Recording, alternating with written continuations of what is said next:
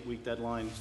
When it was implemented was probably, 8 weeks probably seemed like an eternity, but today we're in the 10th week of the pandemic, and I think it's going to take some time for our restaurants and our owners to get back to the capacity levels and the traffic levels that we were seeing pre-COVID.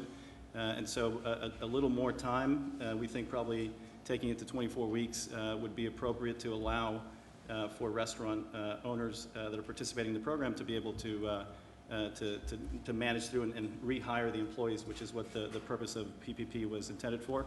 There was two other things that I think are important for us. One is we think business liability protection for small businesses is important. We're going to see potentially with the reopening of the economy, with the reopening of small restaurants, we're going to see frivolous, I think, and unfounded lawsuits against restaurant owners, against small businesses that are trying to do the right thing, trying to survive and trying to keep their businesses going. So we firmly believe that protection from these types of frivolous lawsuits would be helpful. And then finally, to the extent that there's additional federal assistance that's targeted for the restaurant industry, I think the restaurant industry as a whole participated to the tune of about 9% of the PPP, and we think there should be additional funds available for us to be able to weather and continue to weather the storm. But we're really proud to be here, proud to be part of this extraordinary group of restaurant leaders, and thank you so much for the opportunity to be here.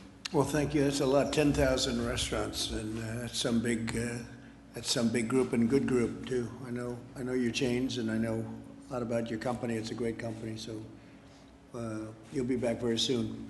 I have no doubt about it. And some of the things you mentioned we'll be talking about. I do want to say before we go further, so this was a very big day therapeutically, cure-wise, and vaccine-wise.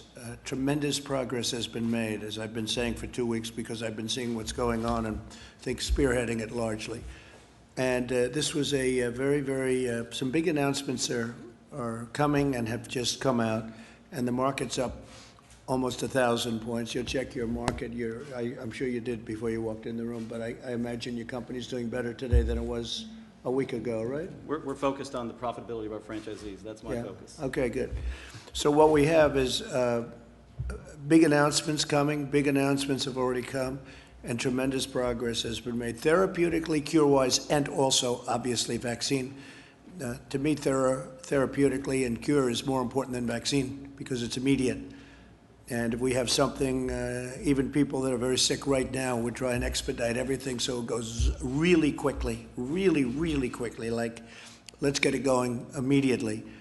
So if you have somebody that's not going to make it, if you have somebody that's going to pass away, going to die, and if we have something that we think works, we want to get them immediately into those hospitals or wherever the people are located. So that's being talked about also with the FDA, with Dr. Stephen Hahn, who's doing a fantastic job.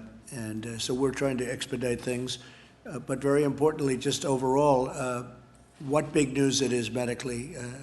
We are so far ahead of where you would normally be just from a logistical standpoint. And that's the other thing. We're also gearing up and close to geared up because we have tremendous people in the military, so they'll be able to deliver service very rapidly. So a lot of good things are happening, and let's see what happens in the very near future. Steve, you have anything to say? Just want to add, Mr. President, that thank you for all being here. We appreciate how many people you employ as an industry and the special issues that we have, and we look forward to continuing to work with you. Good, thank you very much. How are you doing on deductibility, Steve? How's that going? Good? Good, please. Thank you, Mr. President. Really appreciate you gathering us here today. This is a great representation of restaurants from across the country. Jose with his 10,000, my 2 on Bourbon Street. I am the president and CEO of Galatoire's. We've been there since 1905. Yeah, right. And restaurants are the cornerstone of so many communities where some big business is absent. Restaurants are there, and we employ so many people. We just appreciate how swiftly y'all have acted to bring relief our way. We think with just a few small changes in cover period and length of the cover period on the forgiveness of PPP, we have a real great opportunity. And just the very nature of restaurants in general, we rely on social interaction. So it makes us really unique that we were hit hard quickly, and it's going to make our comeback really difficult.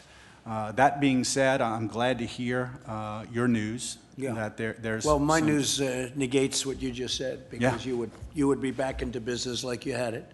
Yeah. No seats lost, et cetera, et cetera. So Yeah. we'll see what happens, but it certainly negates it, yeah. Yeah, so, you know, in the interim, we appreciate the opportunity to be in front of you. Longer cure periods on the test periods on the loans would be incredible. You know, a city like New Orleans, we have 1,500 restaurants, but only 400,000 people. And so when you look at that, how do we survive? We survive with leisure and business travelers. 19 million visitors last year. And that being said, you know, it's going to take us a little time to ramp back up. So we're looking forward to that period of time, and we believe that you guys have the opportunity to help us. We greatly appreciate it. We've survived Hurricane Katrina. We've survived the BP oil spill. Yeah. Restaurateurs are a resilient group, very tenacious, and so we're there, and we appreciate your help. So your area was amazing, because it was hit hard, but it was very late. We didn't think it was going to be hit at all, and then all of a sudden it spiked up after you had a certain event. Yeah. And who knows what caused it, but maybe it was that. Yeah. And then it's doing incredibly well right now. It's really down at a low Yeah, number. we've made great progress. The governor's done a really good job. That being said, you know, 25% capacity is tough.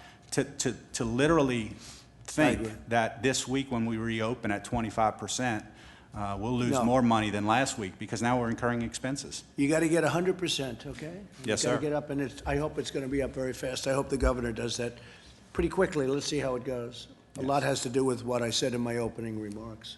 Ivanka, do you have anything to say? I know you like this industry.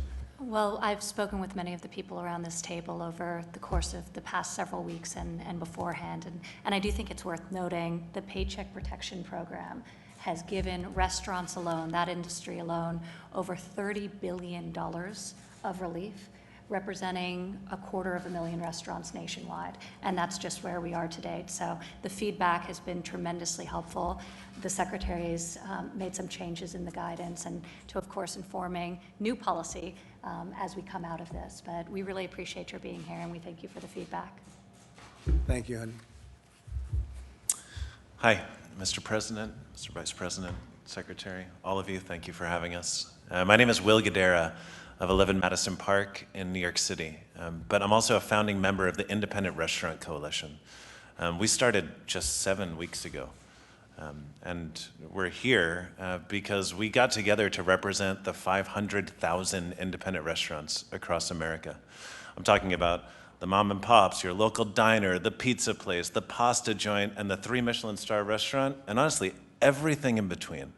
The things that represent the cultural fabric of our cities and of our towns, and the things that I believe, as a country, we need to fight to keep. We also represent the 11 million people that work in those independent restaurants across the country.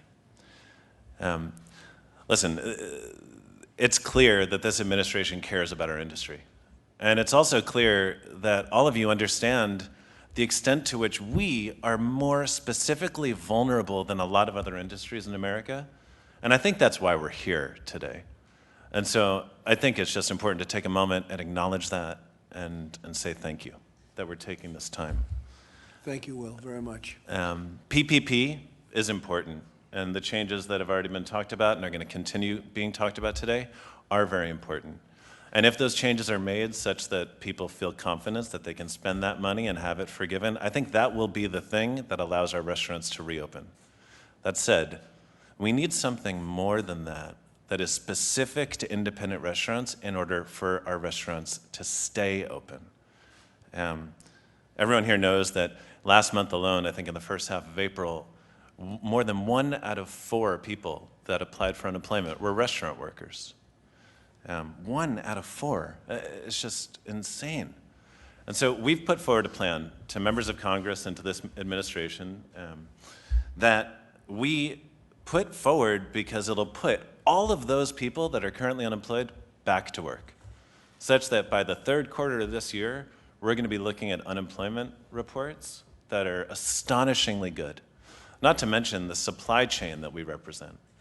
If restaurants go down, the commercial real estate industry, the farming industry.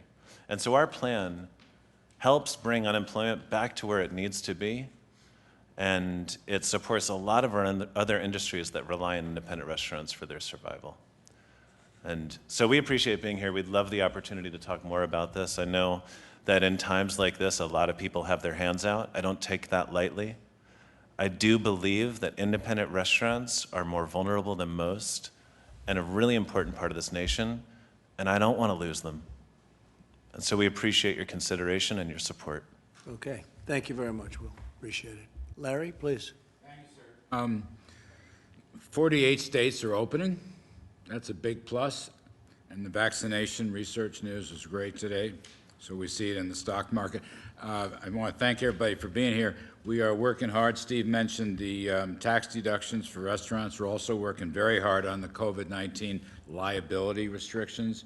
That's going to be a key part of our next package. And I just want to say, I guess I'm usually the optimist, but we're in a terrible pandemic contraction here in the second quarter. We know that. And there's a lot of hardship and a lot of heartbreak. But there's also a few glimmers of hope, of recovery, because I know you, sir, believe in the second half recovery, and I do too, and I think with the right policies we can have a booming next year. But the signs are housing demand looks better, gasoline demand looks better, the Apple Mobility Index looks better. That's, you know, people dialing up to see where to get from A to B. New York State's Empire State, the manufacturing index was up enormously. I don't know where that came from, but it was. Unemployment claims each week look terrible, but they're a lot less terrible, from 7 million to 3 million. So there are some glimmers of hope. Kevin has some data on better credit card numbers. So it's a tough haul, but I think things are starting to turn. That's my take. Wish everybody luck. I think so, Larry. Maybe much more than people understand, and you're starting to see that. Going to come back strong. Please. Mr. President, Mr. Vice President, Secretary Scalia, Secretary, I want to thank you for having us here today. I have restaurants across the United States. We average 27 employees per restaurant. These are the small businesses across in each of these communities that those 27 people have families, have mortgages, have rents, have car payments to make every day. And being able to stay open and work with the governors and get the PPP money and to be able to give people reassurances that tomorrow is going to be better than it was today, and to give them that hope has been really important for us, our business, and those families. And I want to thank you for your leadership and your team's leadership in doing so. One of the things we talk about in the business is how well we talk about treating others and bringing people into the family and bring them into the restaurant like you bring them into your home. And that's what we do in the restaurant business every day. We treat everyone like family. And doing so and having the leadership here has been really helpful to us and the entire industry.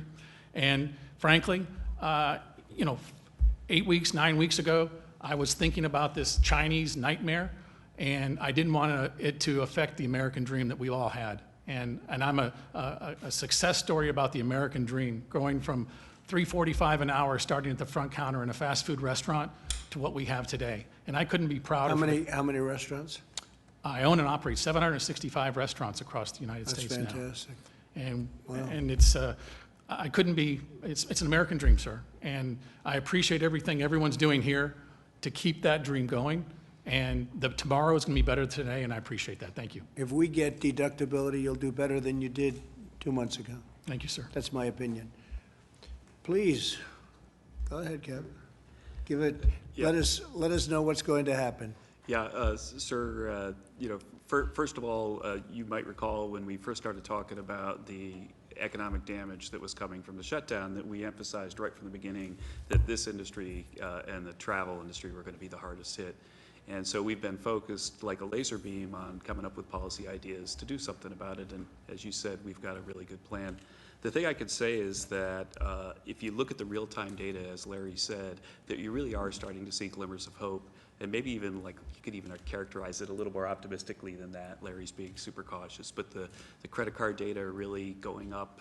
The number of businesses open in the country is skyrocketing. I mean, the country's getting back now, and I think that there's a great reason for optimism for this group, because you can really see things going much, much faster forward than I expected. I know I was pretty depressed about how bad it looked and how slow it was going to be a few weeks ago, but now you can really see it turning on faster than I thought. There's a tremendous demand, tremendous pent-up demand. It's true. Don't forget, we turned it off artificially. You know, it was just stopped. We went from the greatest economy in history of any country to we have to stop. And we saved, by doing that, millions of lives. We saved hundreds of thousands, but probably millions of lives. And we did the right thing, and now we have to open, and now we're going to do great. And if this comes along, what we're hearing medically from these great companies, these great geniuses, if this happens, that's really going to be something. So, great job, thank you. Thank you, sir. Please.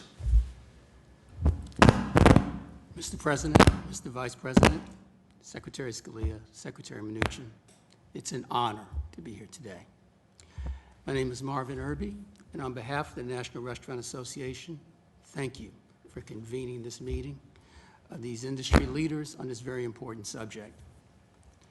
To be honest with you, normally at this time, I'd spend a lot of time telling you about this industry. But what's been clear over the last several months is that you get it. This administration gets it. You know everything about our world-famous chefs, our esteemed independents, our beloved brands that dot every community in this country. And I'm proud to say that for over 100 years, the National Restaurant Association has represented all restaurants that play a key role in our society and an integral role in our food chain.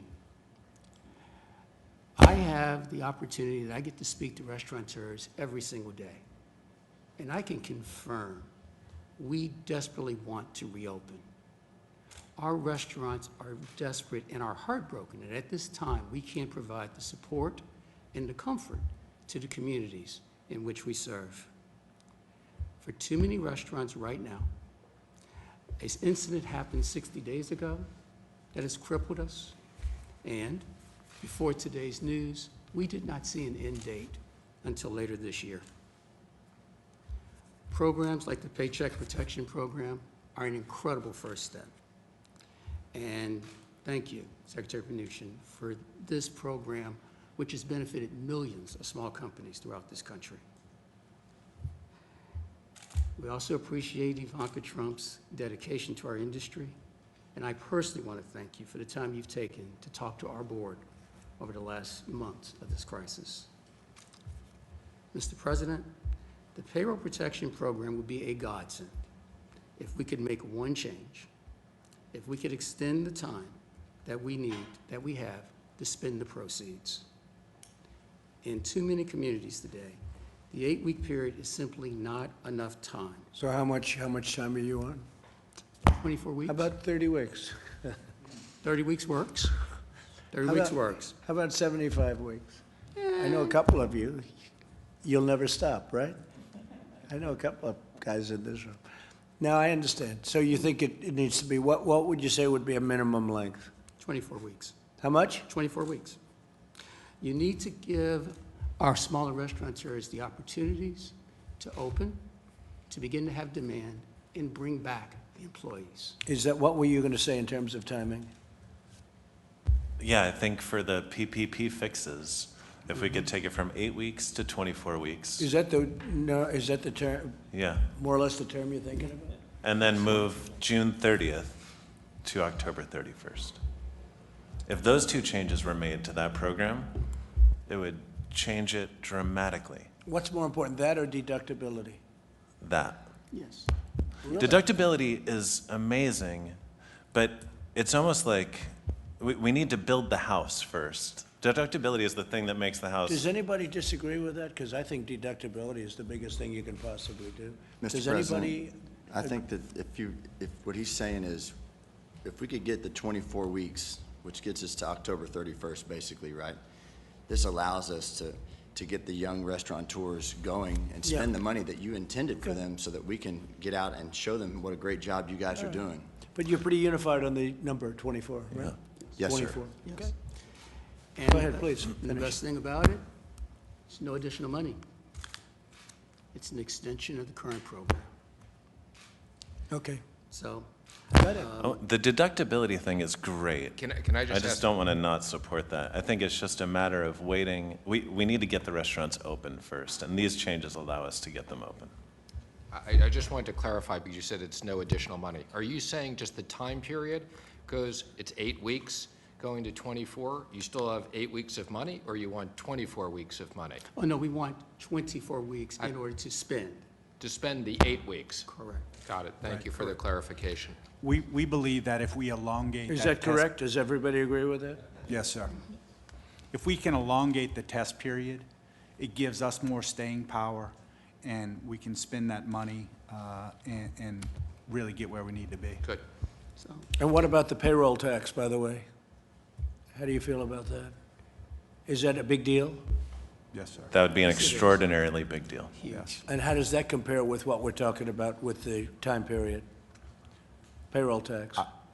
I would say deductibility, payroll tax deductions, all those things are spectacular, and we need them, and they would be greatly beneficial. But- We're viewing the PPP fix as what we need to So the get out of PPP the was rut. really a big deal. Yes, sir. So we hit it right. When we did it, we hit it right. Okay, thank you Correct. very much. Thank you. Such a big deal. Am I doing wrong? It was such a big deal, sir, that we haven't laid off a single person, and there's 20,000 people that are paying their taxes, they're paying their bills, and they're doing all that every day. And without that, I don't think we would have been able to do that, sir. That's how big a deal it is. Great.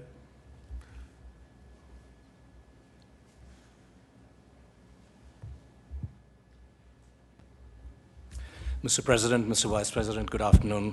Thank you so much for your leadership, ladies and gentlemen. It's an honor to be here, and I deeply appreciate the opportunity. My name is Nirain. I represent Panera Bread. Panera has 2,500 cafes, revenues of about $6 billion, and we employ 140,000 people. The pandemic impacted us very deeply, as it did everybody else. We lost close to 50% of our revenue in the first week. Since then, it is slowly coming back, but we still have a long way to go. Now, the So health crisis... You got down by 50% or Yeah. more than that? 50 to 60% was the revenue decline. That's not bad. And and I think what's good is that it's actually coming back since that time. Good. Thanks to a lot of the innovation that we've been able to do. Good. But, so you got maximum, though, 50% of revenue loss. Yeah. How'd you keep the other 50%? So the 50% that we have by ensuring, so fortunately, I think in Panera, we have very strong omni-channel business. Right. So we have delivery, rapid pickup, drive-through. You did very well. And so on. That's Yeah. great. Great job. Go ahead. Yeah. So I think we've had to innovate very quickly, and I'll share some of those ideas. So I believe that the health crisis is now becoming a financial crisis, with 36 million Americans unemployed, and a humanitarian crisis as well, with about 54 million Americans fighting hunger. And therefore, I think opening up the economy right now in a phased manner is the right thing to do. I also believe that we as leaders need to also step up and do the right thing at this time, and do what we can do, what's in our control. And I'll share some ideas and thoughts in terms of what Panera has been doing, largely with the intent to innovate and do that with compassion and heart. So for our furloughed employees, we have free family meals every week for them, emergency relief funds, and also we've made arrangements with peer companies that are actually hiring at this time, like CVS, Walmart, to hire our furloughed employees temporarily and then return them back. For customers, we've innovated very quickly. We've launched the curbside pickup service with geofencing and also free Wi-Fi outside the cafes, because life is moving to outside the cafes. And also doing a lot for our communities, especially those impacted most by the pandemic. So doctors and nurses, we are serving about 50,000 meals to doctors and nurses in New York, children in the state of Ohio with our partnership with USDA. And also we've launched a program called Together Without Hunger with Feeding America. and have pledged to serve 500,000 meals to children and families through Feeding America. Great. So I think it's very important at this time that I think we need to also step up and contribute. We were able to keep 85% of our cafes open. We were determined to keep them open so that we could keep our associates employed at that time, and therefore now we're beginning to open up the dining areas in phases, following all the guidelines, but also have stringent protocols that we've put in place, like plexiglass barriers, wellness stations for temperature checks, social distancing norms, etc. Will you be keeping any of that? I mean, there are some innovations that have been made. Some people say maybe we'll keep it. Would you be keeping any of that or not really? Yes, I think there's going to be a shift in how the consumers are going to interact with brands, and I think it is time for us to innovate. So another example is... Would you ever keep the plexiglass barriers? So I think we'll keep the plexiglass barriers. I mean, on a permanent basis, I'm talking about. I think at least over the next 6 to 9 months. Right, but could you see that being permanent? Because hopefully you're not going to have it that long, by the way, 9 months.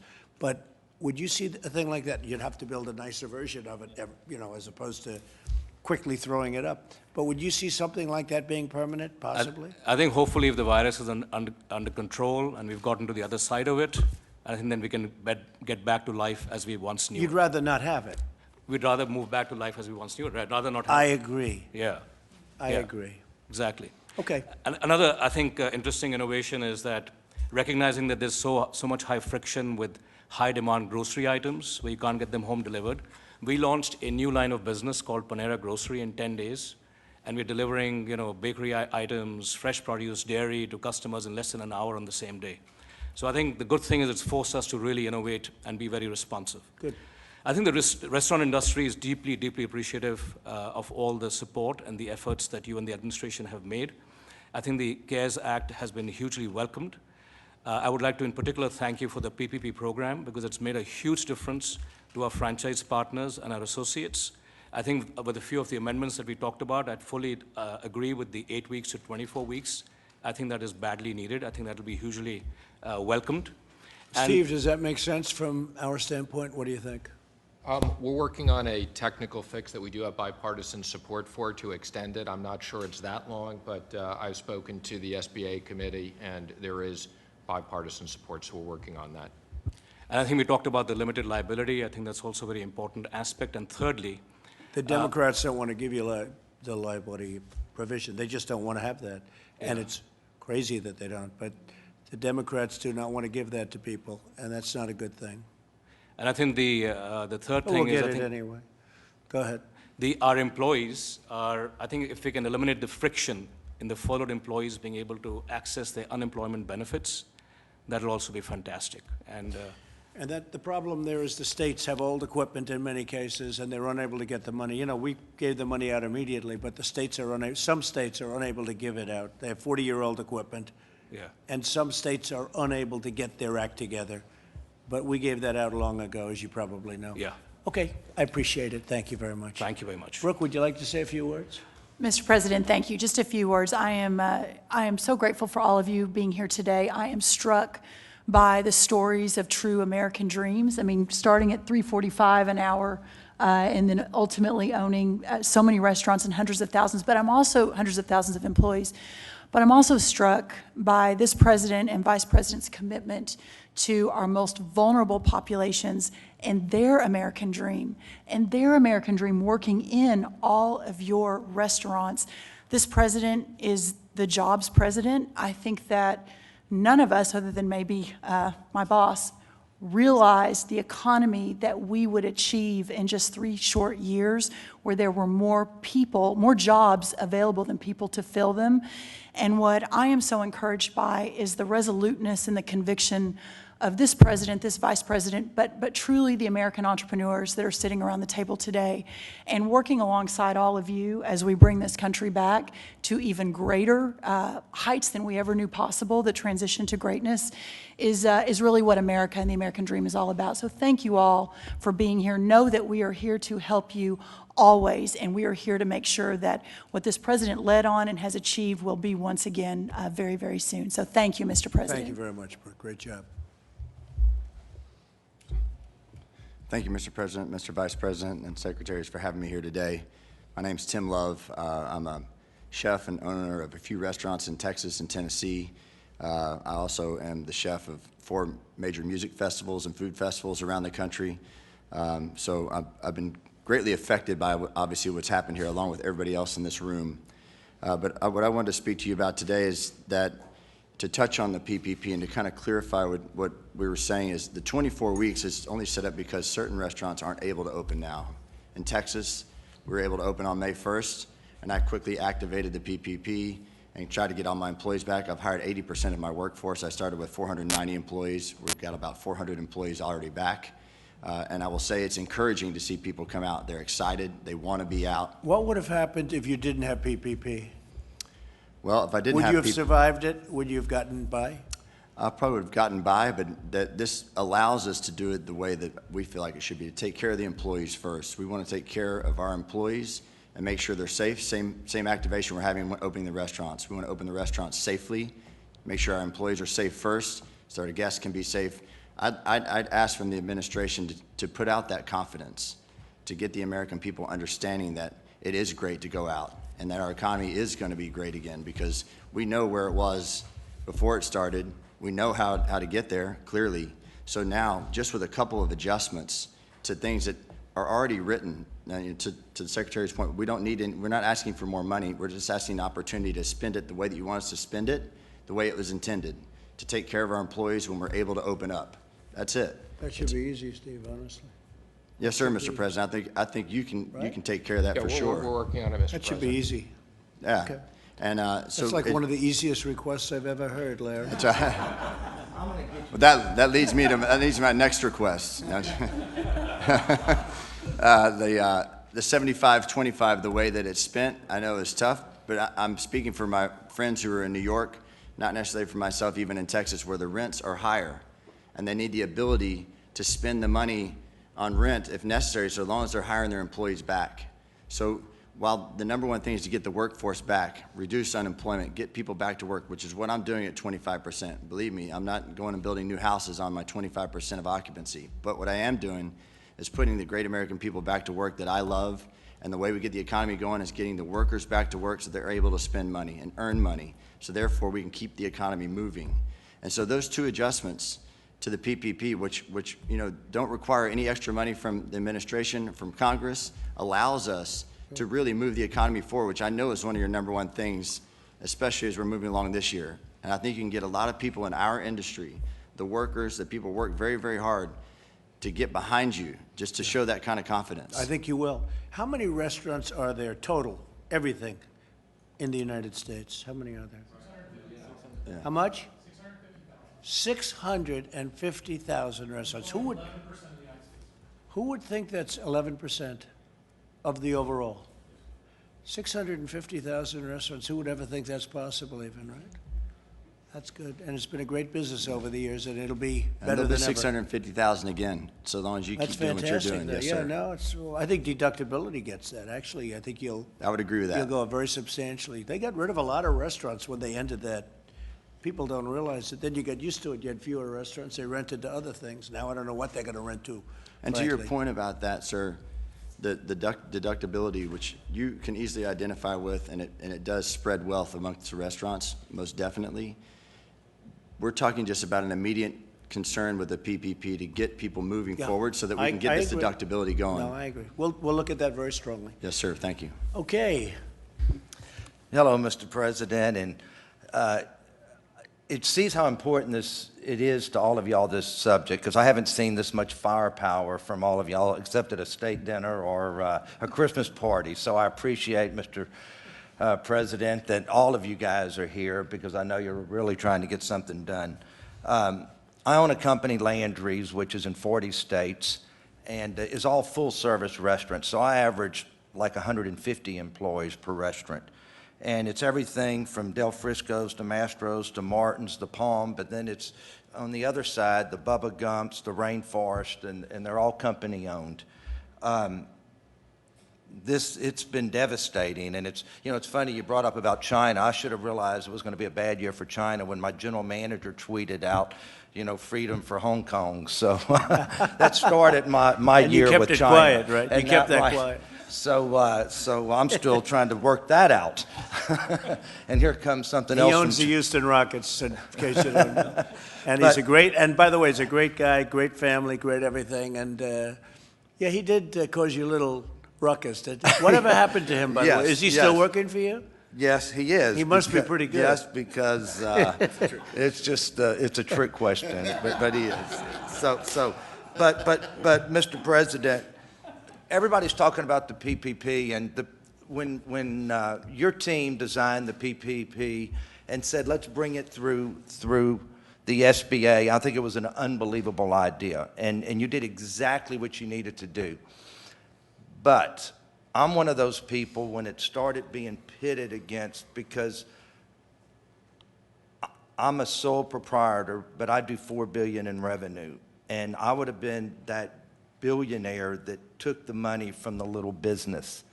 So I was not able to take the PPP money, and I caught so much criticism because I was the first person who did lay off 40,000 employees, because the world doesn't understand that when you shut everything down from your casinos, which you and I did a few deals together, from the Rainforest to the Trump Marina,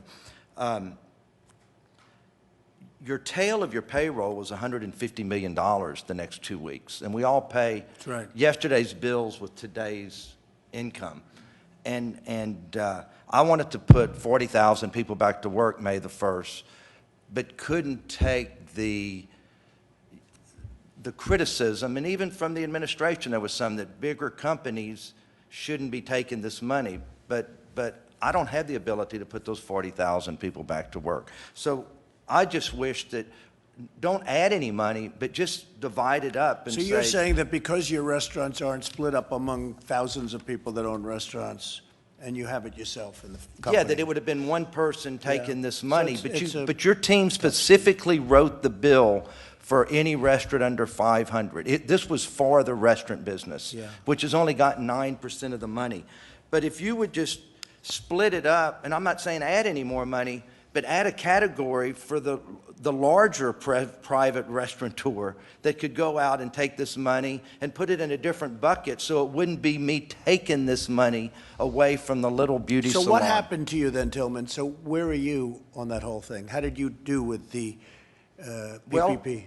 How did it work out for your company? I took the money and sent it back and did not spend a dollar of it because they found out you're very rich, and they said, what the hell? You know what? But I also was the first person that opened the leveraged finance market and went and borrowed $300 million at 12%, where just 3 months earlier borrowed at 3% because I needed the liquidity to keep the company afloat. So what did you do? You went out very early, right, for the money? And you found the market it was opened even at that early days. Yes, right? I borrowed $300 million to add to liquidity, but it wasn't enough to hire back all my employees, which I would have loved to have done with the PPP. What do you do with your basketball players that are making $25 million a year? I have 2 of them that make 40, Russell and James. By the way, they are good players. They are good, but yes, they are getting paid Could because I there's a ask you, just out collective of bargaining agreement, and that's why. Tillman, what's going to happen with basketball? Can you give us because I would be interested. Do you have any idea what they're doing now? Yes.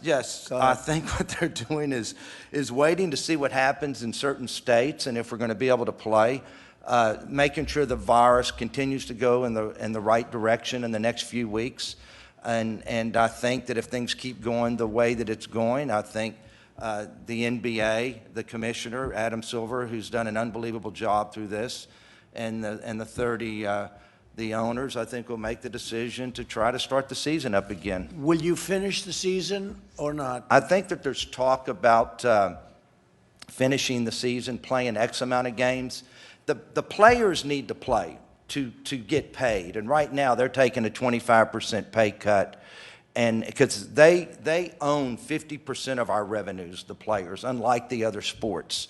And so they want that revenue and that television revenue, even if it's not the people in the stands revenue, so they can get paid. Could you go immediately to playoffs, or is that not really possible? I think that they would use I think that we would play some games just to get it going again and create the interest, and then go right into the playoffs. But I think it'll be great for America. We're all missing sports, and everybody, wants to see these great NBA teams.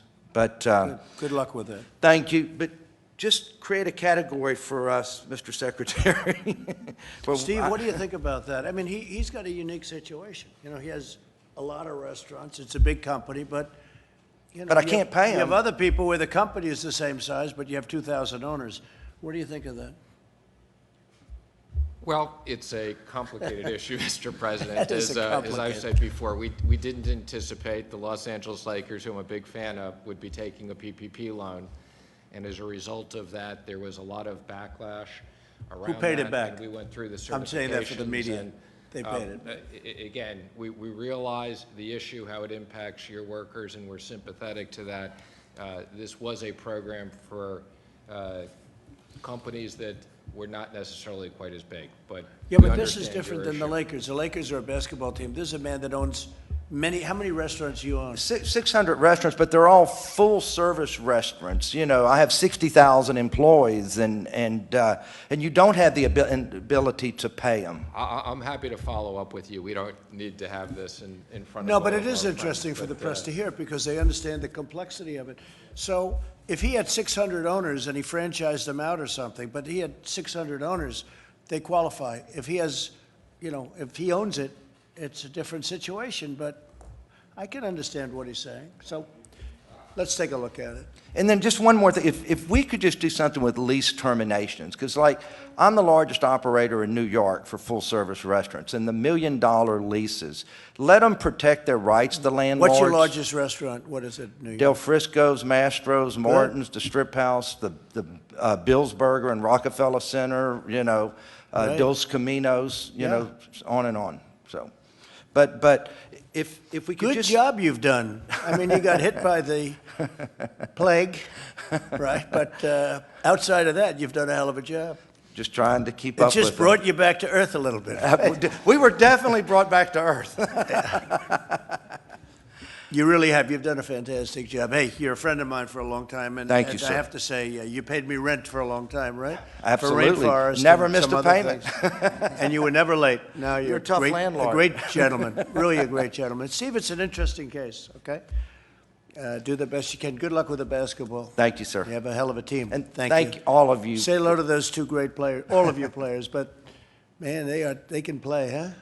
They can play. So you say they make 40 a year? Russell and James both make $40 million a year, and we're still getting paid. So a lot of my employees really wanted that PPP money. You want them to play this year? Yes, sir. How many more years do you have together, right? So I have both of them for 3 more years. You want them to play this year because magic can happen, right? Absolutely, a little magic, and good luck. All of a sudden you get a big ring. Good luck. Thanks, Tillman. Thank you, sir. Jared? I just want to thank everyone for being here. It's been incredible to watch all the innovations that you've been doing in your business models to give more confidence to the public, to get open. The President identified this very early as a critical industry for us to focus on for a few reasons. One is you're a major employer. There's a lot of people who are hurting right now because the restaurant industry is closed, but also you're a gem of America. People love getting entertainment and enjoyment from the great work that you do. So this has never really been an issue before because the restaurant business has never been closed before for a period of time. So this is truly a unique historical situation that's occurred, and we're all in this together to try to figure out the best way back. But the quicker that we can help you figure out how to get demand up, the quicker you can hire back employees, and we can get Americans back to enjoying all of your fine establishments. So thank you for all you're doing, and thank you, Mr. President, for your leadership. So Tillman, he took a ventilator job where the country basically had no ventilators, essentially, and built an incredible empire for building ventilators in a period of very short time. And now we're supplying ventilators all over the world. It's an amazing thing. We got no credit from the fake news media, but what are you going to do? Can't win them all. And now the testing today on the Washington Post, they actually had a headline that the testing is there, but the people aren't there. We have so much testing. I'm sure the person that drew that headline in the Washington Post will be fired today sometime.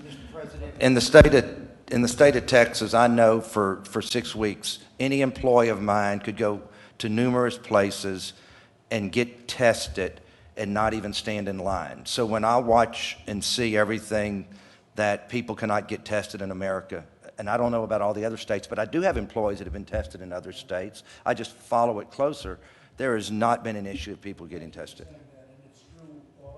And, you know, they sort of knew it. But And we were even tested here this see, morning. I think you should be entitled to that now, Steve, definitely. But, And Mr. yeah, President- no, we've done, really, it's been an amazing. 100%. It's been an amazing job. Been an amazing job. We made a lot of governors look good. Yeah. And Mr. President, I will say yesterday, you had your #1 day in America, 422,000 tests performed, and you're about 11.5 million tests performed now in the U.S. thanks to your leadership. Numbers that would have been unthinkable, I think you could say that, right? Yes. Numbers that would have been, John, those are numbers that could have been talked about, nobody would have believed it. So anyway, you know, so please. Mr. President, like yourself, I'm a New Yorker and a career changer. I was a former bond trader at Goldman Sachs, and now I own restaurants in Brooklyn, most notably Lilia and Missy in Williamsburg. Good. We help make every day a good day. Along with Thomas and Will, we're founding members of the Independent Restaurant Coalition, and we're grateful to have a seat at this table for the first time. The impact catalyzed by this pandemic is enormous. The prolonged economic shutdown created challenges for our industry that has to be met with policy to inject liquidity, investment, consumption, and hiring. The immediate and coordinated response by your administration to support out-of-work employees was inspiring, and it should make us all proud to be Americans. The intention of PPP to support small businesses and restaurants was pragmatic and encouraging. We have all agreed that it wasn't perfect, but we're working on it to fix it so that it could help us. But we need those fixes now. Like me, I have it, and I can't use it. I'm in the clock zone of 8 weeks. PPP is a bridge. So do you agree with what they're saying in terms of timing? Immediately, it must happen. And you agree with the 24 number? Yes, absolutely. Did you guys meet before this or something?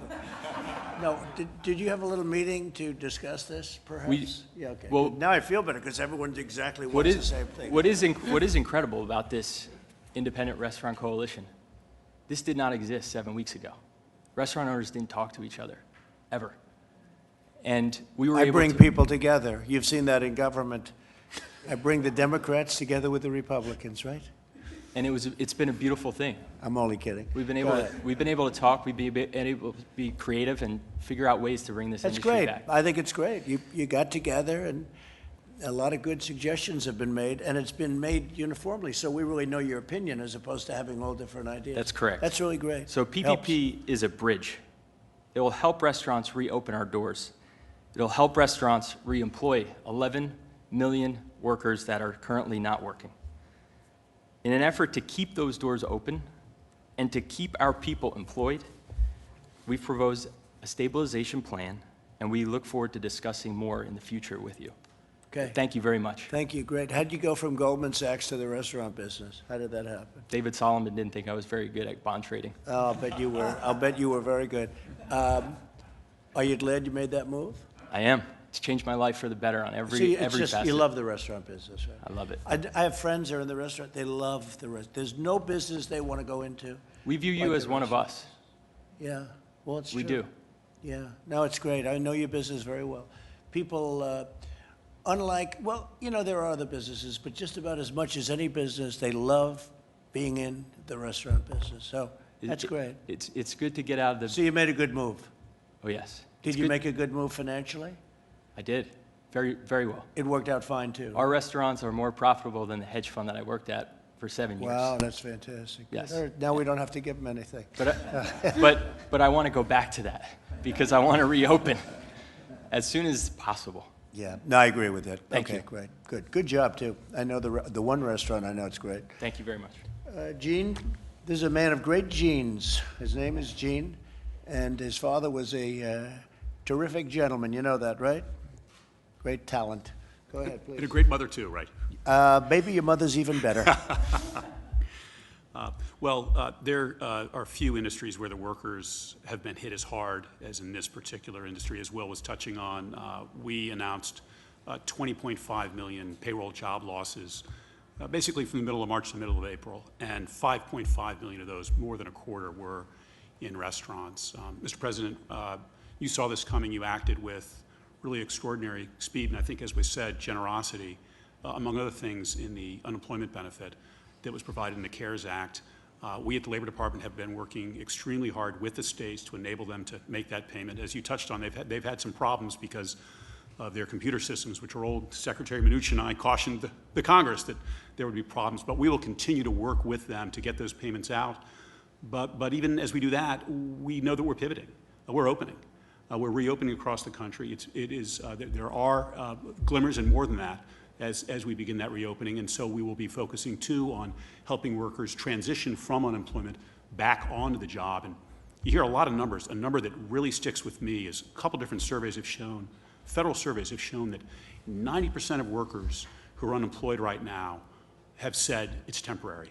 And I want to make that right. I want to make that true. That's why, Mr. President, you want to safely but promptly reopen. And so we'll continue to work with— That's a very important number. 90%. If you go into a real big recession and you don't have a number like that, that's a tremendous number.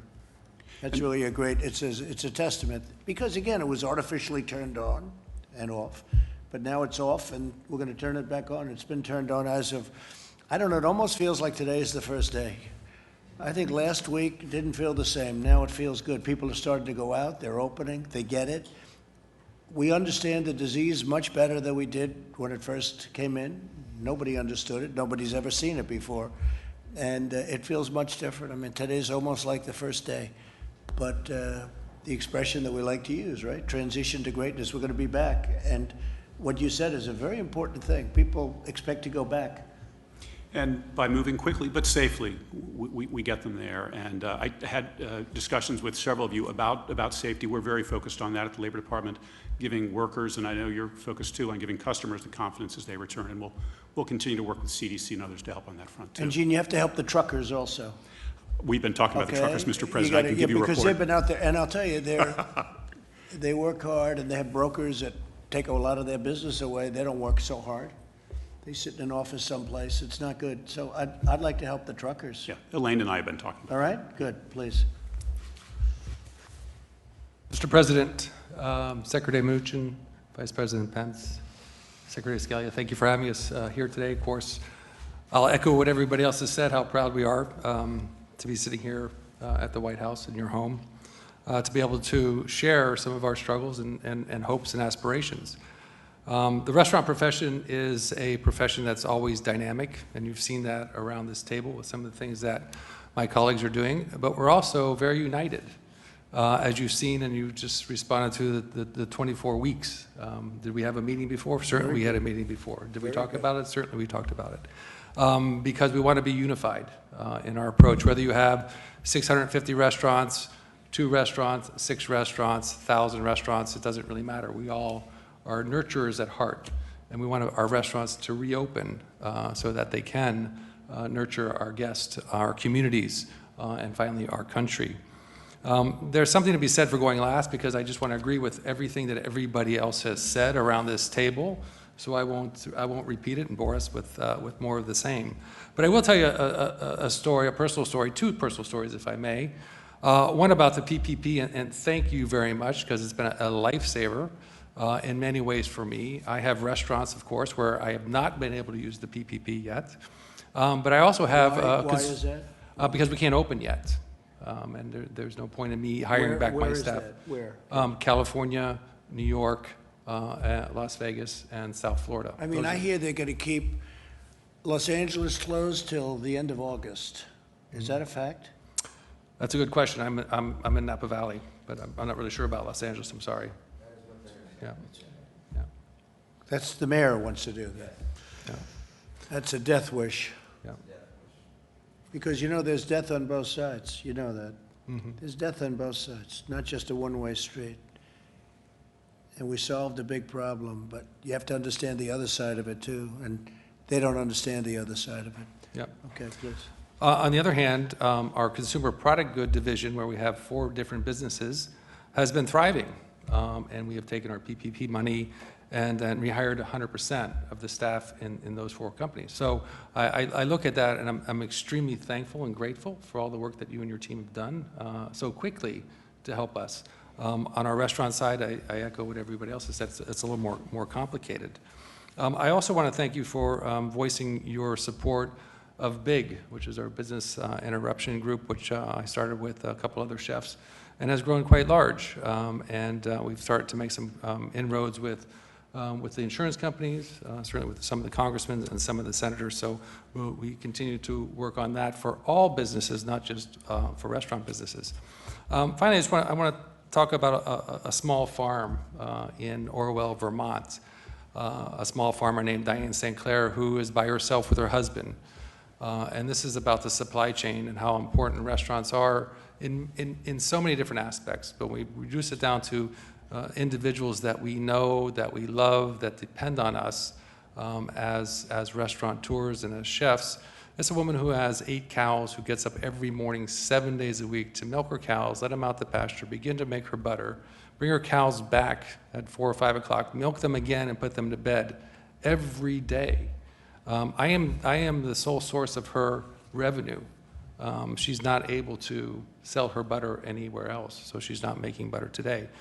The impact that restaurants have in our communities, in our states, and in our country are extraordinary. We are, in many cases, the first job people have. My first job was in a restaurant as a dishwasher, making a little less than $3.50, but that was just of my age. And being able to move up. We give people the second chance in restaurants. And finally, people's last jobs are in restaurants. Those who are retired and on benefits are augmenting their benefits by working in restaurants. We don't really care about your education. We're not concerned about where you come from, your religious beliefs. We are open to everybody. We employ the most women of anybody beside the federal government, the most single-parent women. It's just extraordinary how much we embrace our entire country and what we do. And what we do at heart is we nurture. I became a chef, and I remember the day I decided to become a chef. I'd been cooking for several years. July 1977 in Narragansett, Rhode Island, working for a French chef named Roland Hennon, who asked me one day, "Why do cooks cook?" And I was certainly intimidated. I was young, and I said, "Chef, I don't know. Why do cooks cook?" He said, "We cook to nurture people." And there was something inside of me that resonated with, and I embraced the idea of nurturing people. And I have 1,200 employees.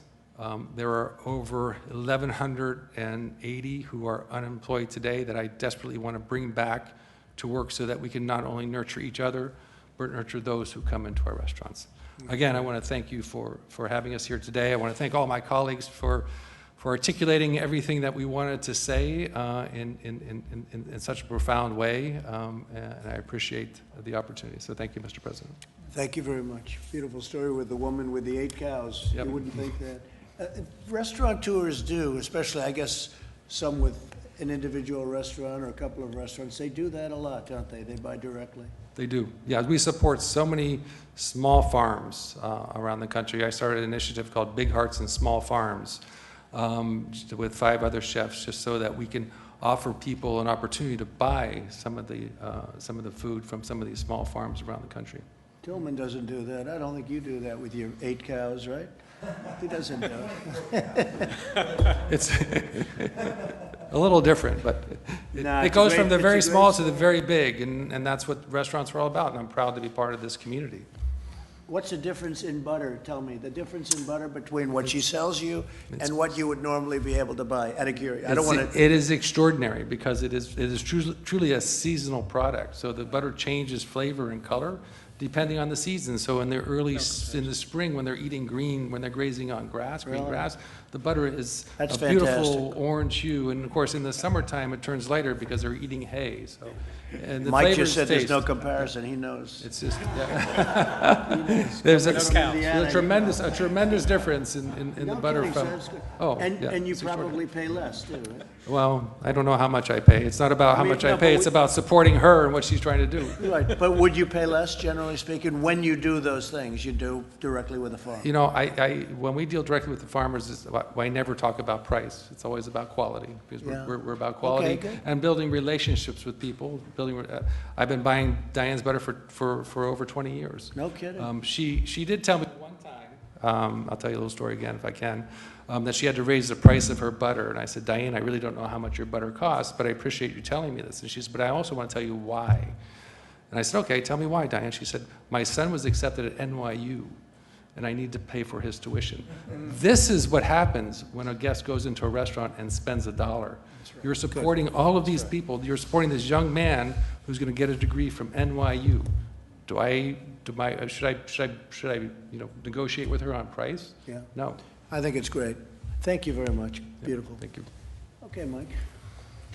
Well, I think the media wants us to go quickly. I Yeah, look at John, I'll he's over here. I'll go very quick. He wants to hit us with a question so bad. Well, thank you, Mr. President, and I have had the great privilege of sitting in this room alongside the President on many occasions over the last 3.5 years. I don't know that I've ever been more inspired by the optimism, the resilience, the love of what you do, and the people that you employ and the people that you serve than I've been today. So thank you all for sharing your stories. The President has brought together here our top economic team, the Secretary of the Treasury, the Secretary of the Labor, all the people that have been involved in standing up the whole of government response. But from the standpoint of the White House Coronavirus Task Force, let me just say thank you. This industry, 650,000 restaurants strong, had to make very, very hard choices. I want to assure you, you said, Sean, that you all consider the President to be one of you. And I can tell you, my friend considers himself to be one of you, and he always will. But he understood when we asked the American people, and we asked businesses like the thousands represented here, to shut down, to go to drive-through services, to find ways to innovate to meet your customers. We knew the sacrifices that were involved in that. The President directed our economic team to find a way, paycheck protection, to stand up and come alongside. But your decision, your company's decision to put the health of your employees, the health of your customers, the health of your community first, saved lives. And you are to be commended. And on behalf of the President and all of us who've worked 7 days a week on this issue here at the national level, I want to say thank you. The President and I are going to dismiss in a few minutes, and we're going to go to our weekly call with America's governors. And I'm proud, as the President is, that as we sit here today, 48 states have announced plans to reopen. It was a month ago the President had our task force release a plan to open up America again. And America is opening back up.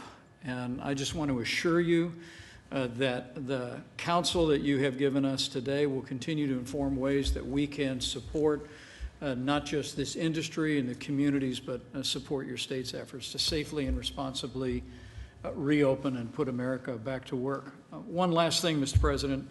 One of the great success stories of this pandemic has been that the food supply has not been interrupted. And I honestly didn't know, Mr. President, before we got into this, that roughly half of America's food needs are met in restaurants and in those 650,000 establishments that we're talking about here today. And through this pandemic, not only did you innovate, you found ways to continue to meet that food need and keep food on the table of Americans.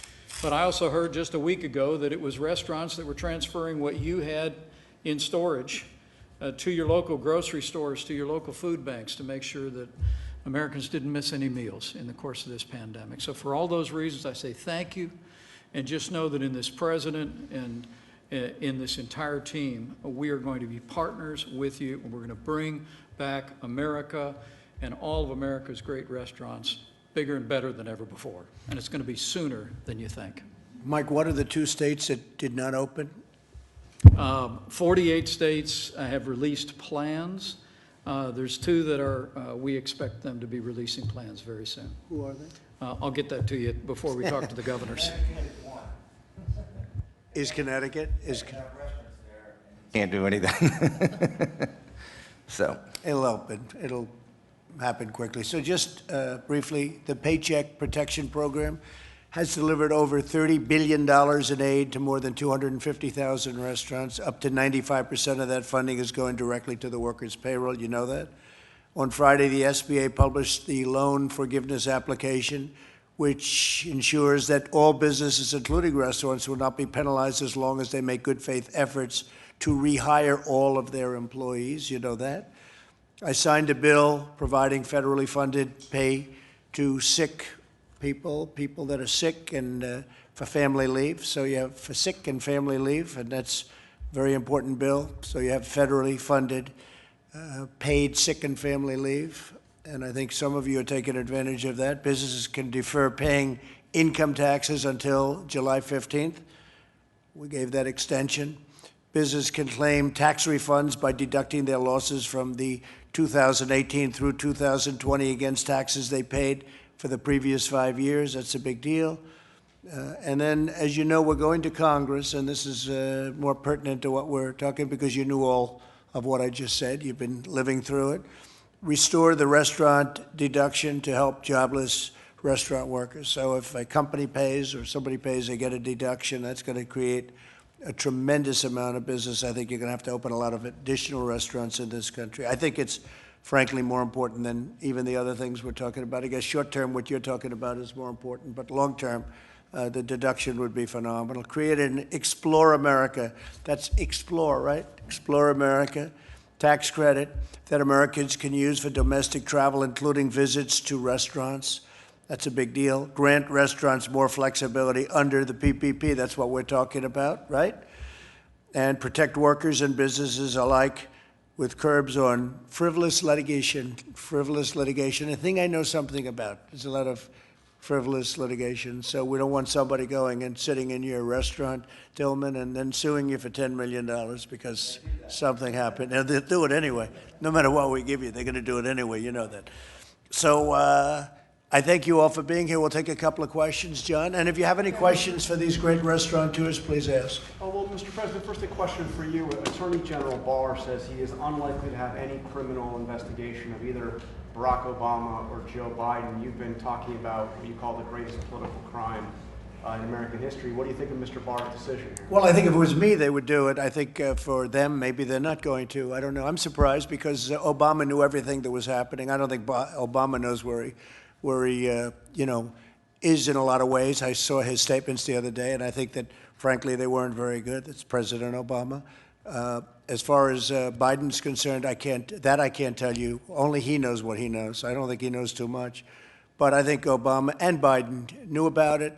They were participants, but so I'm a little surprised by that statement. I don't think he said it quite the way you said it. I think he said, as of this moment, I guess. But if it was me, I guarantee they'd be going after me. In his case, they're not. So I think it's just a continuation of a double standard. I'm surprised by it. But that's where it is. And I don't know what he said about the others. You have to understand, I was coming into this room as that statement was being made. So Something interesting, he said, we cannot allow this process, the legal process, to be hijacked by efforts to drum up criminal investigations of either candidate.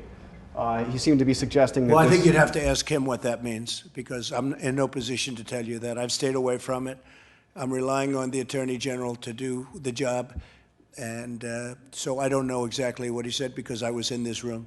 Would you be disappointed if there is no criminal investigation of Biden or Obama? I don't say disappointed or not, but I have no doubt that they were involved in this hoax, one of the worst things ever to befall this country in terms of political scandal. I have absolutely no doubt that Obama and Biden were involved, and as to whether or not it was criminal, I would think it would be very serious, very, very serious. It was a takedown of a president, regardless of me. It happened to be me, and in my opinion, it was an illegal takedown.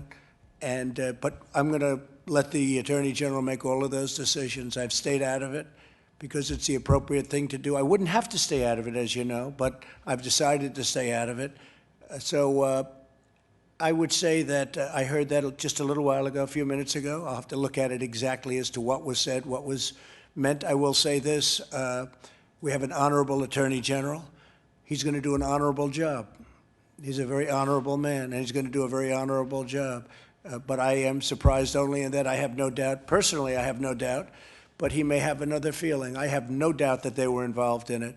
It's a hoax. It started off with a Russian hoax. It went to a Ukraine hoax. It's just a whole big disgrace, and this country has better things to do. It's a disgrace. What they've done to this country with these phony investigations, the Mueller investigation was a waste of time from day one. They knew it was a waste of time. It proved to be a waste of time. I think there are a lot of bad people involved, and they should pay a very big price if they were caught. So we'll see what happens. But I rely on the Attorney General. He's a very honorable man. Okay, any other questions? Do you agree with Peter Navarro, who said the CDC let the country down in terms of testing?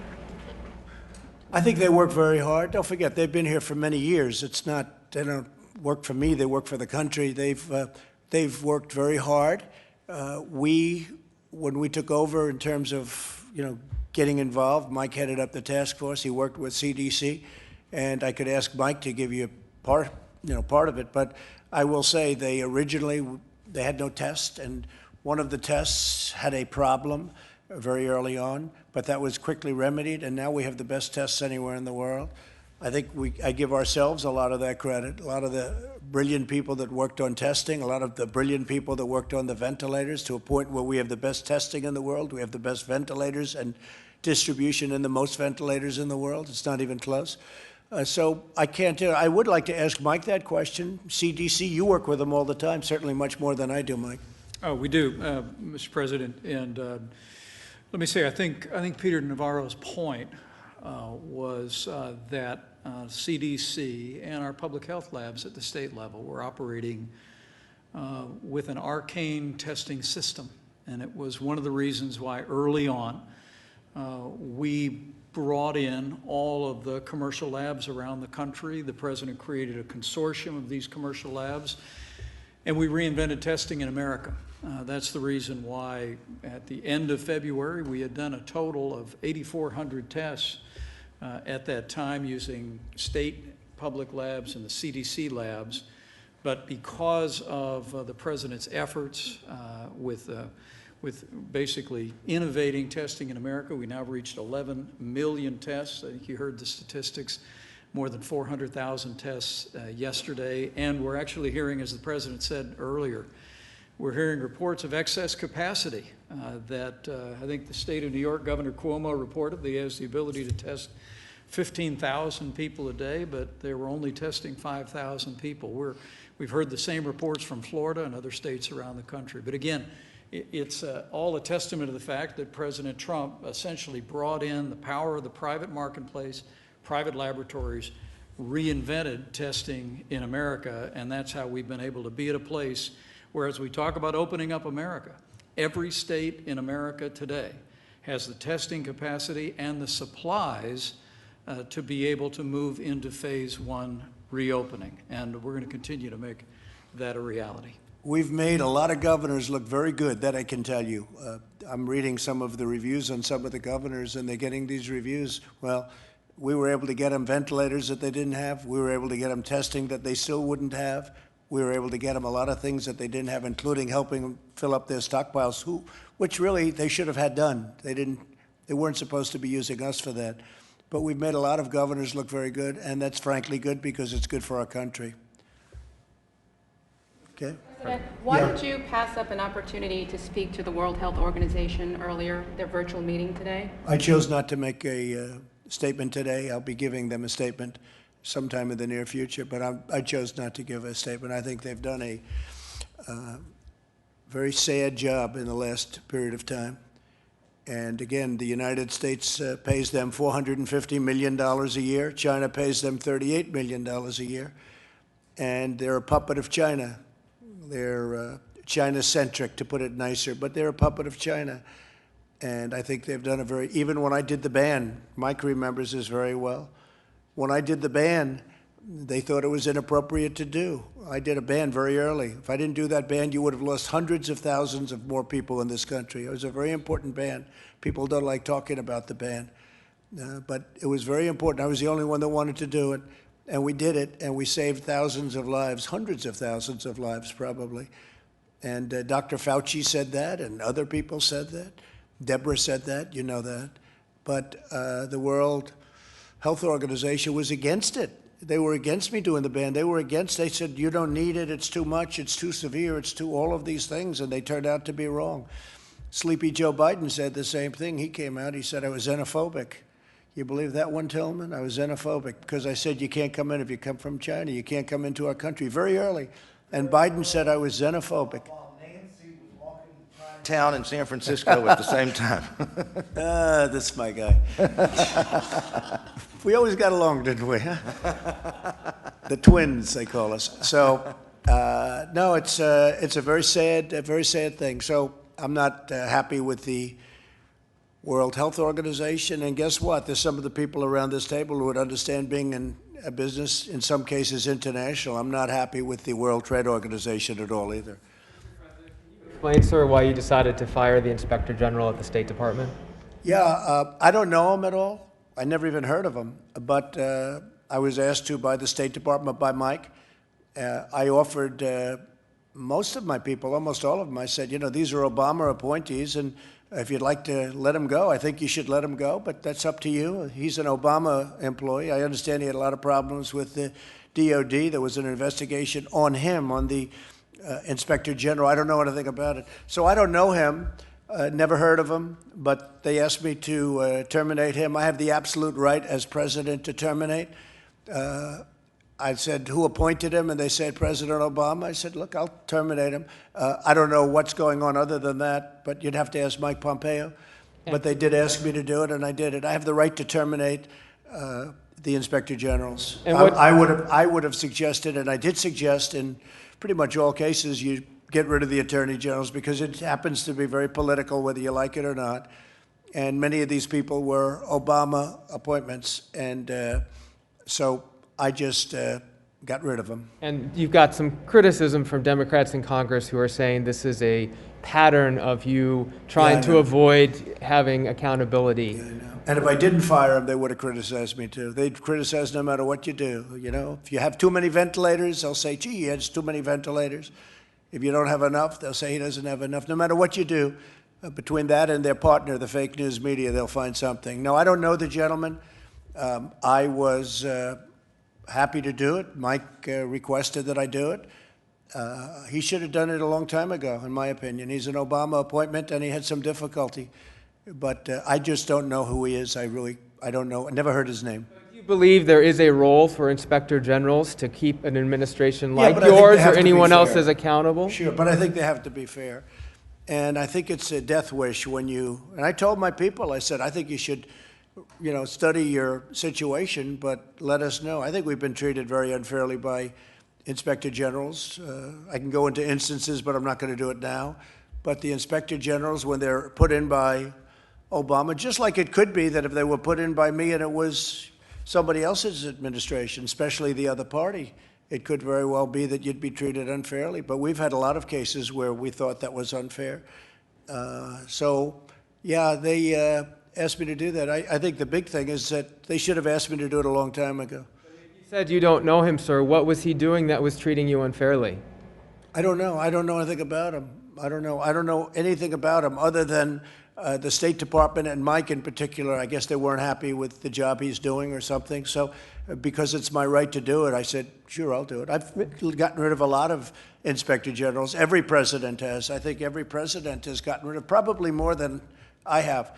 A lot of our people kept the Obama Inspector General. And I think generally speaking, that's not a good thing to do, but they've kept him.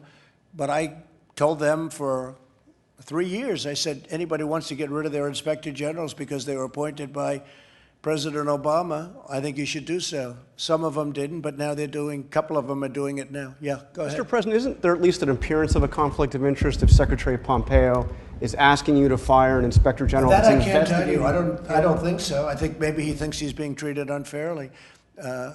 Again, he asked me if that would be possible. I said, I'll do that, sure. I think it should have been done a long time ago, frankly. And this is a man that has had some controversy, this Inspector General. But, so again, I don't know anything. I haven't even read much about him. I see that it's a little bit of a story, not much of a story, because everybody agrees that I have the absolute right to fire the Inspector Generals. I think they should have done it a long time ago. Yes, please. Mr. President, some of these executives today told you they expect the recovery to be a little bumpy, it could take a little while. Are you forecasting a faster bounce back? I think they're forecasting a very fast bounce back. I mean, I see great optimism. These are big restaurant people that are really up on the business. They're very successful. They've been very successful. They'll be, I think, even more successful again, especially if we get deductibility. And no, I really enjoyed this. This was a long meeting for me. You know, normally I wouldn't say at a meeting this long, Tillman, but I liked hearing about your great basketball team. I didn't know those guys got paid 40. I thought they made 25. That's interesting. For the record, my casino in Louisiana opened up today, and it opened up extremely, extremely busy in Louisiana. So that's good to know that people are coming out. So that's great. What you do works. You know, I've watched you for a long time, and what you do works. We're very proud of you. I appreciate it. Great job. You sounded genuinely surprised about this PPP extension proposal. Why was I surprised? You mean that they'd ask for it? Why would I be surprised? You sounded surprised that they would, of course they would ask for it. that over the... Surprised that's all they asked for, actually. I know too many of these people.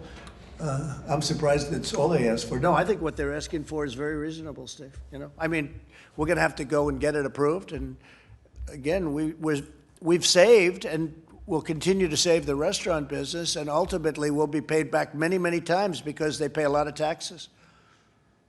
You know, and they create tremendous numbers of jobs. Think of that, you know, 650,000 restaurants. Who would think that's even possible? You made a final decision to fully defund our contribution to the WHO going forward? Well, I have a concept because we paid 450,000, and somebody came out because we have different ideas. One was that, I mean, I could ask these brilliant people. So we help fund the World Health Organization. We use it like everyone else does. They gave us a lot of very bad advice, terrible advice. They were wrong so much, always on the side of China. China paid $40 million last year, and we've been paying $450 million a year for many years. Somehow that doesn't work out too well. So I was thinking about bringing our 450 down to 40. And some people thought that was too much. So we're going to make a decision fairly soon. But I think it's very unfair when we're paying 450. For many, many years, we've been paying 300, 400, 450, almost 500 sometimes.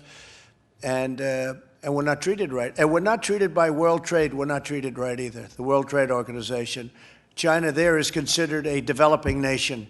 If you're a developing nation, you get massive tax advantages and other advantages. Well, I want the United States to be a developing nation then, okay? We should get the same advantages as China gets. Why should China get advantages over the United States? Because they got somebody to say they're a developing nation. And so that's under review also. Secretary Pompeo was reportedly under investigation both for having staffers do personal errands like walking his dog and picking up his dry cleaning, and concerns that he may have subverted the will of Congress with Saudi deals with Saudi arms deals.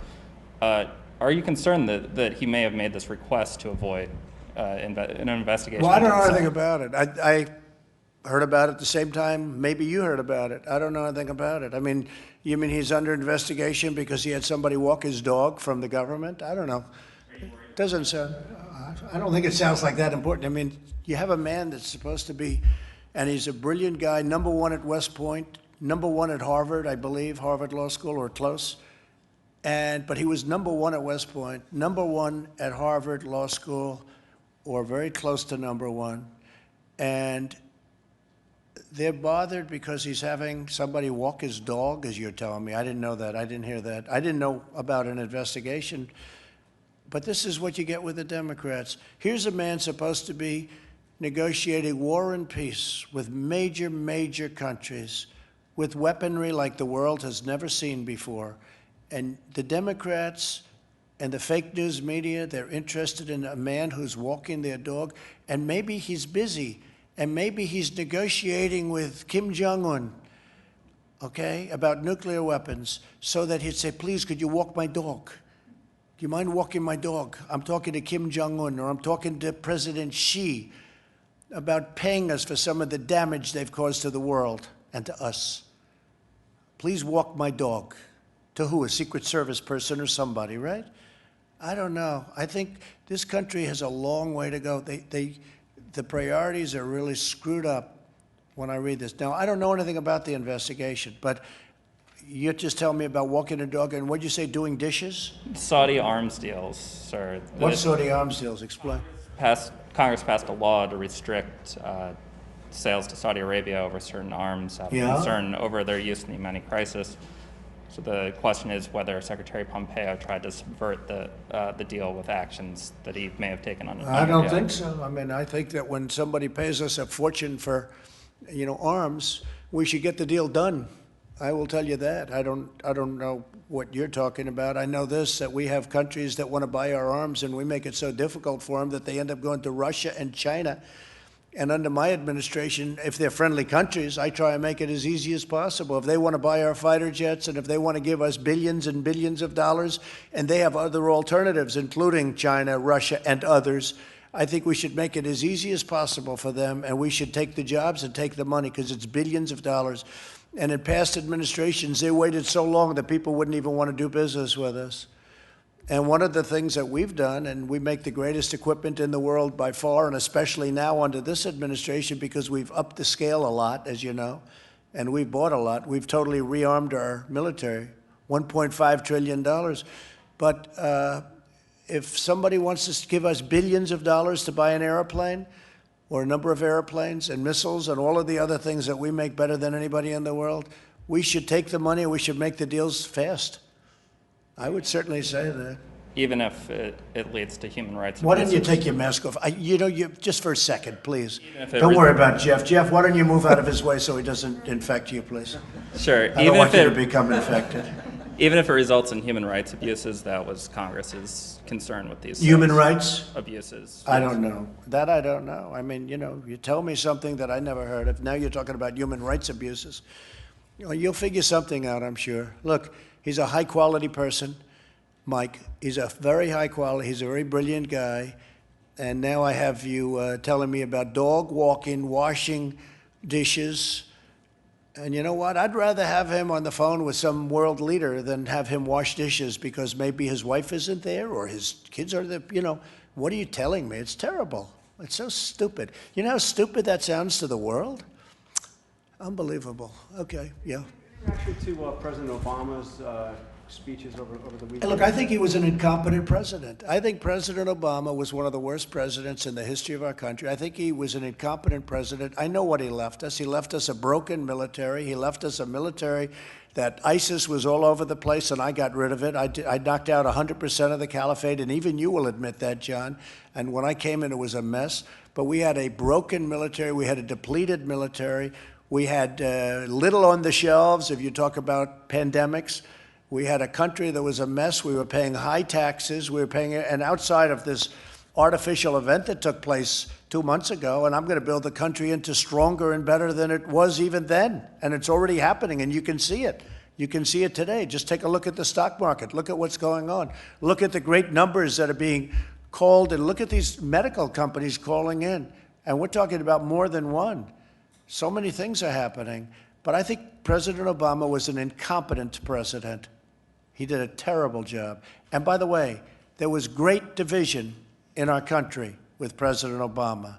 You didn't see it as much, but there was tremendous division in our country. Okay? How is there's division now, too, right? I think we'll have great, yeah. Success brings. We had a great success going. Things were really going along, and then China gave us a wonderful gift, okay? And it wasn't pretty. It came out of China, just in case you had any questions, John. It came out of China, spread to Europe, but also came here.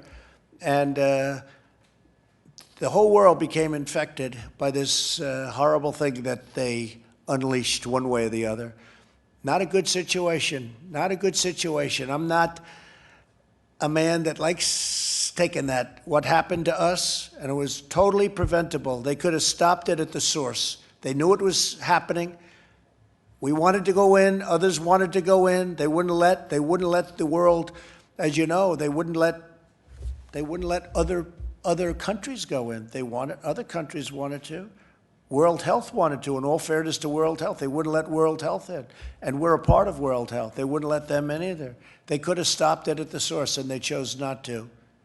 And yet, they stopped them from going to Wuhan into different parts of China. So you couldn't go into Beijing. What do you think of that, Tillman? You couldn't go into China, but I better not get you involved in a China thing. You got enough problems with... Restaurants in China are back, though. They are doing business. I'm asking an interesting guy that question. But seriously, look, they wouldn't let him into China, but they'd let him into Europe, and they'd let him into all over the world, including the United States. It's lucky I did the ban. That's all I can tell you. It's lucky I did the ban. Okay, how about one or two more? Yeah. How you're going to specifically make China be held responsible if... Well, I'm not going to tell you that question. Why would I tell you? Go ahead. Will they be held responsible? Will you take steps to hold China responsible? China should be held responsible for what they've done. They have hurt the world very, very badly. They've hurt themselves also, but they've hurt the world very, very badly. Yeah, they should be held responsible. Okay? You tweeted recently that this whole whistleblower racket needs to be looked at very Sure. closely, and it is causing great Sure. injustice. I had a fake whistleblower. Sure. I had a fake whistleblower originally. He was a faker because when he looked at he wrote down a conversation that was totally different from the conversation I actually had with the president of Ukraine. It was a fake whistleblower. And by the way, everybody knows who he is. He's a political operative. You know that. John knows who he is. You know him better than anybody, John, right? He's a faker, and he was a fake whistleblower, and it was a phony, disgraceful period of time. And we came out well. You know why we came out well? Because everyone recognized it for what it was, just a political witch hunt. But he was a fake whistleblower. He wrote a story that bore no resemblance to the conversation that I had with the president of Ukraine. Nothing whatsoever. And by the way, the Inspector General, he went by the whistleblower. He didn't want to see the conversation that I had. When he saw the conversation that I had, he said, well, that bears no resemblance to what the whistleblower said. Why did he look first before he ran to Congress? He ran to Congress like he couldn't get there fast enough with a whistleblower report.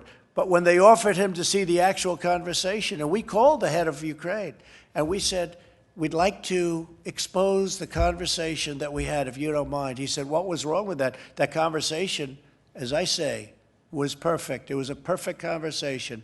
Not a thing said wrong. That's why we had, other than half a vote from Romney, and Romney's, loser, but other than a half a vote we had from Romney, I got 52.5% to a half. In the House, we got 196 to nothing, 196 to nothing. The Republicans were so unified, not because they all liked me, but because they knew this was a horrible thing that happened. But he was a fake whistleblower. He reported on a conversation that didn't happen, just like Shifty Schiff. Shifty Schiff went up before Congress, and because he has immunity, in other words, you can't put him in jail if he lies, because they have immunity in the halls of Congress, in the Great Hall. So he made a statement that was totally different from what I said. You know that. 8 times quid pro quo. There were no quid pro quos, nothing, 0. 8 times, over and over again. And he made it as though that was the conversation. But he knew that wasn't the conversation I had. And any place else, he would have been thrown out of office and put in jail for what he did. But he had immunity because he made it in the halls. It should be the opposite. If you make a statement like that, if you lie, you should get double penalties, okay? So, that's the way it goes. So you had a phony whistleblower, and this other guy with the hydroxychloroquine, okay? Well, he went out And he's the one that approved the hydroxychloroquine. He's the one that signed the application. He also happens to be, if you look, see whether or not, I won't put it on me, I'll put it on you. See whether or not he was a big contributor to the Democrats. See whether or not he wanted the Democrats to win. No, there's a lot of bad things coming out about him. But you people don't want to write the news, you know. But if you look, but he's the one that signed the application, the very important form. He signed it. Now, if he doesn't believe in it, why would he sign it? And a lot of good things have come out about the hydroxy. A lot of good things have come out. And you'd be surprised at how many people are taking it, especially the frontline workers, before you catch it. The frontline workers, many, many are taking it. I happen to be taking it. Hydroxychloroquine? I'm taking it, hydroxychloroquine. When? Right now, yeah. A couple of weeks ago, I started taking it. Because I think it's good. I've heard a lot of good stories. And if it's not good, I'll tell you right, I'm not going to get hurt by it. It's been around for 40 years for malaria, for lupus, for other things. I take it. Frontline workers take it. A lot of doctors take it. A lot of doctors take it. I take it. Now, I hope to not be able to take it soon because, you know, I hope they come up with some answer. But I think people should be allowed to. I got a letter from a doctor the other day from Westchester, New York, around the area. He didn't want anything. He just said, sir, I have hundreds of patients, and I give them hydroxychloroquine. I give them the Z-Pak, which is zithromycin, and I give them zinc. And out of the hundreds of patients, many hundreds, over 300 patients, I haven't lost one. He said, please keep pressing that, sir. And if you look at that phony report that was put in, that report on the hydroxy was given to people that were in extraordinarily bad condition. Extraordinarily bad. People that were dying. No, I think for whatever it's worth, I take it. I would have told you that 3-4 days ago, but we never had a chance because you never asked me the question. Did the White House doctor recommend that you take that? Is that why you're taking it? Yeah, White House doctor. Didn't recommend. No, I asked him, what do you think? He said, well, if you'd like it. I said, yeah, I'd like it. I'd like to take it. A lot of people are taking it. A lot of frontline workers are taking hydroxychloroquine. A lot of I don't take it because, hey, people said, oh, maybe he owns the company. No, I don't own the company. You know what? I want the people of this nation to feel good. I don't want them being sick. And there's a very good chance that this has an impact, especially early on. But you look at frontline workers, you look at doctors and nurses, a lot of them are taking it as a preventative. And they're taking, totally unrelated, but they take the Z-Pak or the zithromycin for possible infection. Now, I haven't taken that other than an original dose because all you need, you don't have to take it simultaneously. But the zinc you do take. So I'm taking the two, the zinc and the hydroxy. And all I can tell you is, so far, I seem to be okay. Can you explain, sir, though, why you started taking it? Have you been exposed? Yeah, because, no, not at all. I just said that I've had so many letters from people, like the one I told you about. I got it last week. I'll give you, would you like a copy of it? I'd love to give you. If you ask Molly, she'll give you a copy of it. But this is a doctor. He doesn't want anything. I don't know him, never heard of him. But he treats people that we're talking about. And he said out of hundreds of people that he's treated, he hasn't lost one. And he just wanted me to know about it. That's all. He wasn't saying, gee, could I have dinner with you, Mr. President? I'd like to come to the White House. But I've received many such letters. I've received a lot of positive letters. And it seems to have an impact. And maybe it does, maybe it doesn't. But if it doesn't, you're not going to get sick or die. This is a pill that's been used for a long time, for 30, 40 years on the malaria and on lupus too, and even on arthritis, I guess, from what I understand. So it's been heavily tested in terms of, I was just waiting to see your eyes light up when I said this, but, you know, when I announced this. But yeah, I've taken it for about a week and a half now, and I'm still here. I'm still here. Can you explain, sir, though, what is the evidence that it has a preventative effect? Here we go. You ready? Here's my evidence. I get a lot of positive calls about it. The only negative I've heard was the study where they gave it, was it the VA, with, you know, people that aren't big Trump fans gave it, and we've done the greatest job maybe of anything in the VA, because I got VA Choice and VA Accountability, both approved. Accountability, Tillman, is where you can fire bad people that work in the VA, that you couldn't fire them. We had thousands of people that were sadists, that were stealing, that were robbers, that were horrible people. They'd beat up our veterans. They couldn't do it in prime time, but they did it when they were sick. And we got accountability. Nobody thought you could get it because of the unions and civil service. I got it passed so that now you fire bad people in the VA. We got rid of tremendously bad people that should have never been there. But I also got, probably even more importantly, if you can say that, maybe not, VA choice. So if you have to wait online for a doctor, you go outside, you have a private doctor, we pay the bill. We work out deals with doctors. We have pricing. So you go out, you pay the bill. And it was a great thing that we did. So we've done a great job with the VA, but they had a report come out.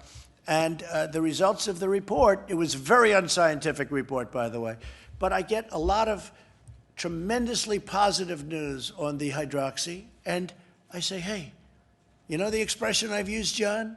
What do you have to lose? Okay, what do you have to lose? So I have been taking it for about a week and a half. Every day? At some point, every day. I take a pill every day. At some point, I'll stop. What I'd like to do is I'd like to have the cure and or the vaccine, and that'll happen, I think, very soon. And you've had no symptoms, sir? Zero symptoms. No, I haven't had any. No, I tested. I test every couple of days. They want to test me, you know, for obvious reasons. I mean, I am the president, so they want to test me. I don't want to be tested, but they want to test me. So every couple of days I get tested, and I've shown always negative, right? Negative. Is that the term you use for this, right? Negative. Totally negative. No symptoms, no nothing. But no, I take it because I think I hear very good things. Again, you have to go to frontline workers. Many frontline workers take it, and they seem to be doing very well. Any other members of your administration, Vice President Pence, or your family No, members? but I wouldn't be surprised. I don't want to ask them because that's a personal decision as to whether or not you want to say. I just want to be open with the American public because, you know, I happen to think it's good. I do want the letter given because this letter made, not in terms of my taking it, but I thought it was a very well-crafted letter by a man who's a respected doctor up in Westchester, maybe a little beyond Westchester, a little up higher, and in New York. And he didn't want anything. He just wanted me to know the results of what he's doing as a doctor. And he was so happy with the fact that I fight for this stuff. And then we have this crazy whistleblower, this fake whistleblower get out and try and, you know, knock it. Who signed the application? He did all this. He did the signing. He was a believer at one point, I assume. Otherwise, he shouldn't have signed it. No matter who told him to, he shouldn't have signed it. Okay, one more question. That's it. Thank you all very much. Thank you, fellas. Thank you. Hey, Tillman. Thank you, man. You take care of you. In normal times, I'd shake your hand and hug you, right? Say hello to everybody.